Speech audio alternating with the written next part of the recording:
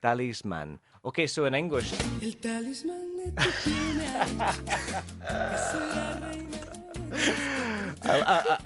that is an amazing improvisation from Nacho. That's unbelievable. Who's the singer in that? It's Rosanna. It's a Canadian singer. That rings the bell. Who sung a very popular song called El Talisman. Okay, and the song's about football, I imagine, Nacho? No, I don't think so. That was brilliant. Okay, well, the talisman, interesting. Now, it's interesting that in Spanish, I think you have the tilde, the accent, over the A. Yes, in the Talisman, you say. In English, it's the opposite. It's the first syllable. Talisman. Talisman. Talisman. Okay. Talisman. Now, what is a talisman? Well, a talisman in Spain is something who gives you good luck. It's something similar to amuleto. Amuleto and talismán. Bueno, they are different. For example, un amuleto tiene propiedades de buena suerte por sí mismo. Y un talismán es algo que se ha creado para que te dé buena suerte. Okay, so that's interesting. In English, you could say a good luck charm. A good luck charm. Charm is encanto, but a good luck charm is something... O hechizo también podría ser, ¿no? Hechizo también. Charm? Hechizo as well. That's like I think that's a hex, we would say in English, which is quite often a negative thing, though.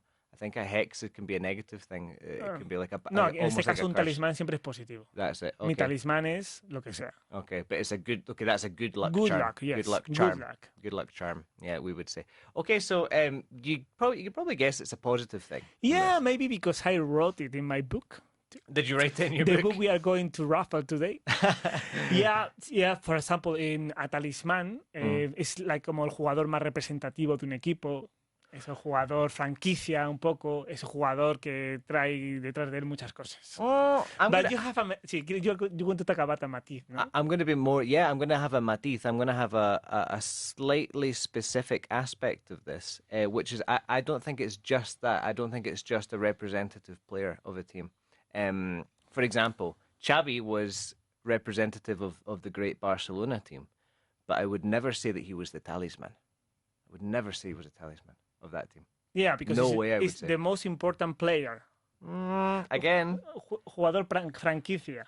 Pero eso es muy subjetivo. That's very subjective, the most important player.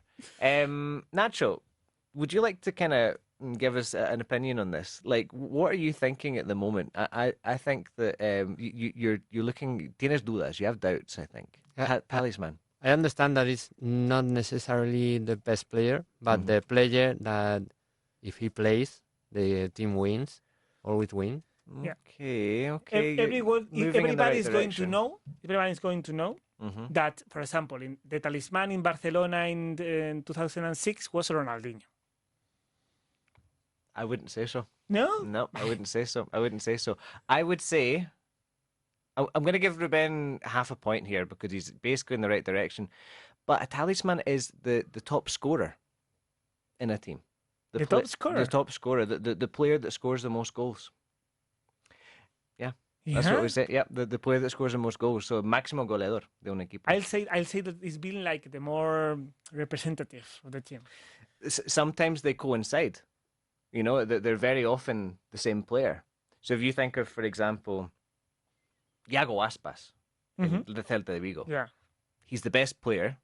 He's that's objective. He's the best player. He's representative of the club. He's Galician. He's from there. He supports the club. But he's the maximum scorer. He's the top scorer. But only that reason makes him the talisman. You can't be the talisman if you're not the top scorer. That's my... for example, you imagine that Maxi Gomez is still playing in Celta de Vigo, and that year Maxi Gomez scored 30 goals and Iago Aspas 27. Would you say that Maxi Gomez is the talisman in Celta de Vigo? You can say that they're both talismen. They're talismen. The talisman. Yeah, so it's interesting. Like we would say that they're both. You could describe them both as being a talisman. Yeah, because it just means that they score lots and lots of goals. Okay, if the season's in process, it's impossible to know who will be the talisman at the end of the season.